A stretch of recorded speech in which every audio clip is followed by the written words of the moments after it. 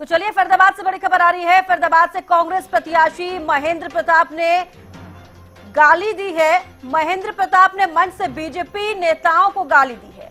गाली देना है मेरा तकिया कलाम, ये महेंद्र प्रताप कहते हुए नजर आए हैं। मेरे मुंह से गुस्से से निकली है गाली, ये उन्होंने कहा है। फरीदाबाद लोकसभा सीट से कांग्रेस के प्रत्याशी हैं महेंद्र प्रताप। गाली देने का वीडियो जमकर वायरल हो रहा है। तो अहम खबर आपको बता रही हैं। फरीदाबाद से कांग्रेस प्रत्याशी महेंद्र प्रताप ने गाली दी है। महेंद्र प्रताप ने मंच से बीजेपी नेताओं को गाली दी है और उन्होंने कहा है कि गाली देना मेरा तकिया कलाम है, ये कहते हुए नजर आए हैं। और उन्होंने कहा कि मेरे मुंह से गुस्से से वो गाली निकल गई है। और साथ ही आपको बता दें कि फरीदाबाद लोकसभा सीट से कांग्रेस के प्रत्याशी हैं महेंद्र प्रताप, जिन्होंने बीजेपी नेताओं को गाली दी है और ये गाली देने का वीडियो जमकर वायरल हो रहा है।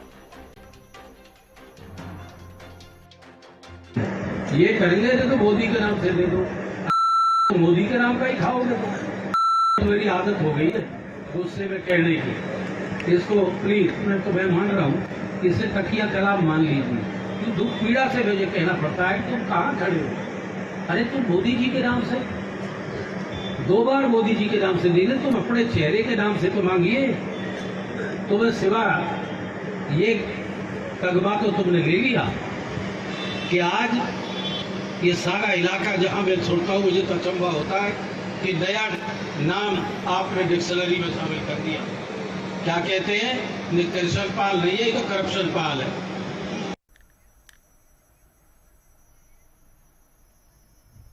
ब्यूरो चीफ फरीदाबाद से राजेंद्र दहिया हमारे साथ जुड़ चुके हैं। राजेंद्र, पहले उदयभान की अगर बात करें तो वो प्रधानमंत्री नरेंद्र मोदी के लिए अशोभनीय टिप्पणी करते हुए नजर आते हैं।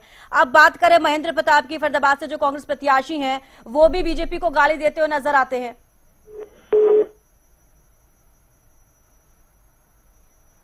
तो लगता है संपर्क नहीं हो पाए, एक बार फिर से जरूर जानने की कोशिश करेंगे। लेकिन आप यहां जरूर देखिए कि फरीदाबाद से जो कांग्रेस प्रत्याशी है महेंद्र प्रताप, वो किस तरीके से बीजेपी नेताओं को गाली देते हुए नजर आ रहे हैं। राजनीति अपनी जगह है, लेकिन अशब्द जो भाषा का प्रयोग किया जाता है वो भाषा का प्रयोग नहीं करना चाहिए। हालांकि अगर बात करें कांग्रेस प्रत्याशी महेंद्र प्रताप की, तो वो बीजेपी नेताओं को गाली देते हुए नजर आते हैं और सीधे कह रहे हैं कि गाली देना मेरा तकिया कलाम है, आप इसे तकिया कलाम समझ लीजिए। राजेंद्र दहिया ब्यूरो चीफ हमारे साथ जुड़ चुके हैं फरीदाबाद से। राजेंद्र, आपने देखा होगा वो वीडियो जिसमें कि फरीदाबाद से जो कांग्रेस प्रत्याशी हैं वो किस तरीके से बीजेपी नेताओं को गाली दे रहे हैं।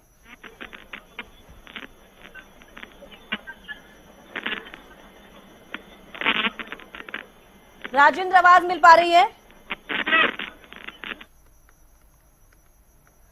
तो लगता है संपर्क नहीं हो पा रहा है। लेकिन बड़ा सवाल यह है कि राजनीति के दौरान इस तरीके से दूसरे नेताओं को गाली देना कितना सही है, कितना गलत, जो भी दर्शक आप देख रहे हैं ये जरूर सोचिए। एक बार फिर से राजेंद्र दहिया ब्यूरो चीफ हमारे साथ जुड़ चुके हैं। राजेंद्र, आवाज मिल पा रही है आपको? राजेंद्र, आप सुन पा रहे हैं? हेलो जी राजेंद्र, आवाज मिल पा रही है आपको?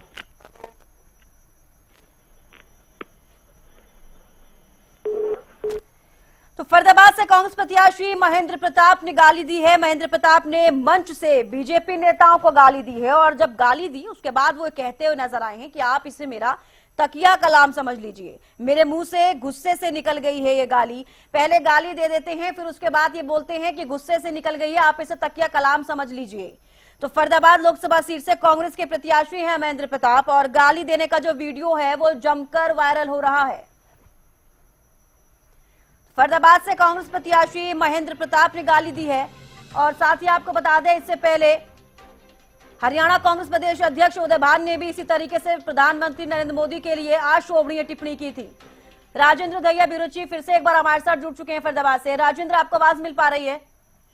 जी बिल्कुल। राजेंद्र, आपने ये वीडियो देखा होगा जहां पर फरीदाबाद से महेंद्र प्रताप जो हैं कांग्रेस के प्रत्याशी या बीजेपी नेताओं को गाली देते हुए नजर आ रहे हैं।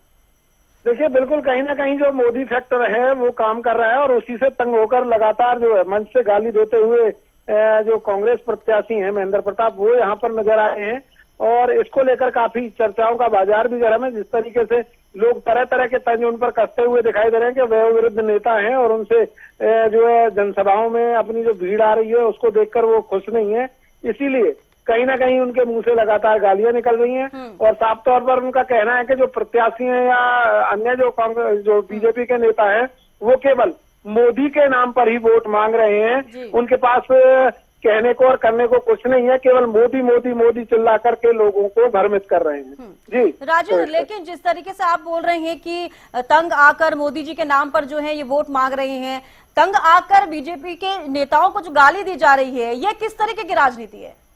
देखिए, बिल्कुल कहीं ना कहीं जो इनके बोल बिगड़ रहे हैं वो अपने आप में चौंकाने वाली बात है और कहीं ना कहीं लोग इस बात को लेकर संशय में भी हैं कि वयोवृद्ध नेता होते हुए भी इस तरीके की भाषा उनके मुंह से निकल रही है, अशोभनीय भाषा जो उनके मुंह से निकली है, तो उसको लेकर चर्चाएं भी है काफी जोरों पर है कि इतने समझदार और जमीन से जुड़े हुए नेता जो है माने जाते हैं, लेकिन उसके बावजूद इनके मुंह से इस तरीके के शब्द निकलना कहीं ना कहीं गलत है। बिल्कुल राजेंद्र, बड़े नेता हैं, दिग्गज नेता हैं, इस तरीके से आप किसी दूसरी पार्टी के नेताओं को इस तरीके से कहें। उदयभान की अगर बात की जाए, वो भी प्रधानमंत्री नरेंद्र मोदी के लिए कहते हुए अशोभनीय टिप्पणी वो करते नजर आए हैं, तो कांग्रेस में इस तरीके की जो बयानबाजी है और वो भी अशोभनीय टिप्पणी करते हुए नजर आ रहे हैं। बिल्कुल सविष्का, देखिए साफ तौर पर कह सकते हैं कि जो मोदी फैक्टर धरातल पर काम कर रहा है, उस फैक्टर को देखते हुए ये अपना आपा खो रहे हैं और कहीं ना कहीं तभी ये अशोभनीय शब्द इनके मुंह से बाहर आ रहे हैं। तो मोदी फैक्टर जो आज भी काम कर रहा है, तो इनको लगता है कि वो मोदी फैक्टर इनको लेकर बैठ जाएगा और इनके पास और कहने के लिए कुछ नहीं है। यही बात है वो अपने मन से भी लोगों को कह रहे हैं। जी सविष्का, चलिए, बेहद शुक्रिया हमारे साथ जुड़ने के लिए राजेंद्र और तमाम जानकारी देने के लिए। तो फरीदाबाद से कांग्रेस प्रत्याशी महेंद्र प्रताप ने गाली दी है। कांग्रेस प्रत्याशी हैं वो, साथ ही बता दें कि गाली देना मेरा तकिया कलाम है, ये कहते हुए वो नजर आए हैं।